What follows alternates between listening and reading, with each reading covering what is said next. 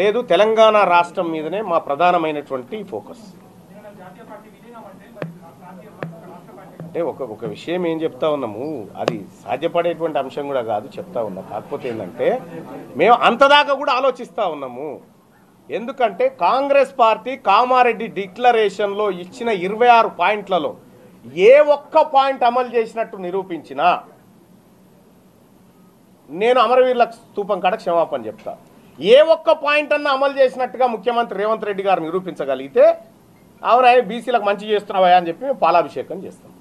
బీసీలకు ద్రోహి ఎవరైనా ఉన్నారంటే ఈ తెలంగాణ రాష్ట్రంలో అది రేవంత్ రెడ్డి, కాంగ్రెస్ పార్టీ ఉంది. ఇవాళ బీసీల రిజర్వేషన్లను మోసం చేసి 33 నుంచి 23కు తెచ్చినటువంటి బీఆర్ఎస్ పార్టీ. కాబట్టి ఈ 3 పార్టీలు మాకు శత్రు పార్టీలే. ఇవి మా పార్టీలు కాదు, మా ప్రజల పార్టీలు కాదు. కాబట్టి మేము శత్రువు మా దగ్గరకు వచ్చి ఇవాళ మా డిక్లరేషన్లో అగ్రవర్ణ పేదలకు కూడా ఇల్లు కట్టిస్తామనేటువంటి డిక్లరేషన్ చేయడం అంటే మా చిత్తశుద్ధిని అర్థం చేసుకోండి. మేము ప్రజలందరినీ సమాన దృష్టితో చూడాలనుకుంటున్నాం.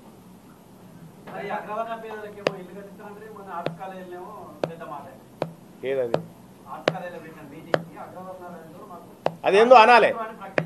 మీ 10 టీవీయా? 10 టీవీ కేకే గారు ఇప్పుడు అగ్రవర్ణ పేదల్ని అవును అవును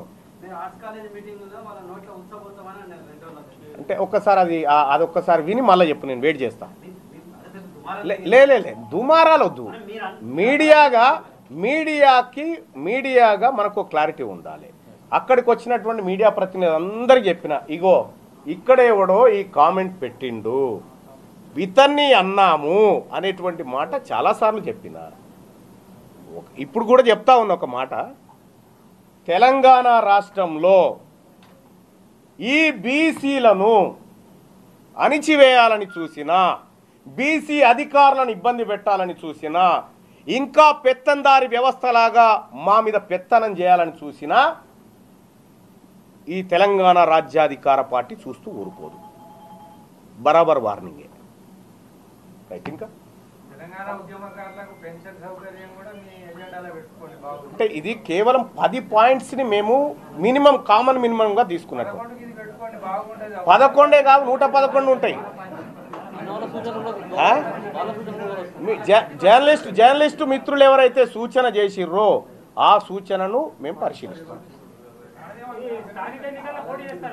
చేస్తామన్నా. లేదన్నా, మేము ఎవరితో కలవడానికి సిద్ధంగా లేదు. ఆమె 120 ఓట్లు లేవు, ఆమెతో మేమెందుకు కలుస్తాం? ఆమెతో వాళ్ళతో వాళ్ళ నాయనే కలుస్తలేడు, మేమేటో కలుస్తాము. లే ఆమె దుకాణం అయిపోయింది బాస్. ఆమెకు తెలంగాణలో ఉన్న మాకు బీసీలకి ఏం సంబంధం లేదు కదా, అయిపోయింది కదా, క్లోజ్. థ్యాంక్ యూ భయ్య, అందరికీ నమస్కారం, ధన్యవాదాలు. కాంగ్రెస్ పార్టీ సచార్ కమిటీ ఇచ్చిందో ఆ సచార్ కమిటీ నివేదిక ఆధారంగా తెలంగాణ రాష్ట్రంలో ఉన్నటువంటి ముస్లిం మైనారిటీలు లేదంటే ఇతర మైనారిటీ సోదరులు ఎవరైతే ఉన్నారో వాళ్ళని అప్లిఫ్ట్ చేయడానికి అభివృద్ధి డేటా సచార్ కమిటీ ఇచ్చిందో ఆ సచార్ కమిటీ నివేదిక ఆధారంగా తెలంగాణ రాష్ట్రంలో ఉన్నటువంటి ముస్లిం మైనారిటీలు లేదంటే ఇతర మైనారిటీ సోదరులు ఎవరైతే ఉన్నారో వాళ్ళని అప్లిఫ్ట్ చేయడానికి అభివృద్ధి చేయడానికి ఆ సచార్ కమిటీ నివేదిక ఆధారంగా వాళ్ళకు ప్రత్యేక పథకాలు రూపొందించి వాళ్ళ జీవన ప్రమాణాలు పెంచాలని చెప్పి మేమంతా నిర్ణయం చేయడం జరిగింది. అలాగే 8వ పాయింట్గా విద్యా వైద్య రంగాల్లో జనాభా దామాషా ప్రకారం రిజర్వేషన్లు.